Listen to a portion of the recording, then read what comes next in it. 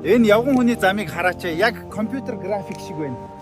Гэхдээ би хятадаас бордюр ачуулж ирээд эднийхийг сольчмоор санагдаад байна шүү.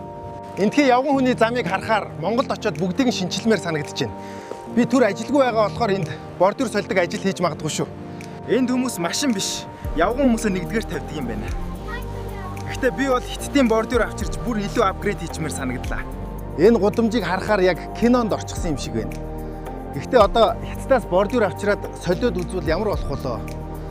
Эндхийн явган хүний зам бүр 2002 оноос ирсэн юм шиг байна.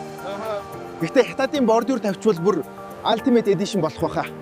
Манай Web3 Ultra эрхийг авснаар та өөрийн ажил, бизнест Google компанийн байгууллага зориулсан хиймэл оюун ухааныг ашиглах боломжтой болно.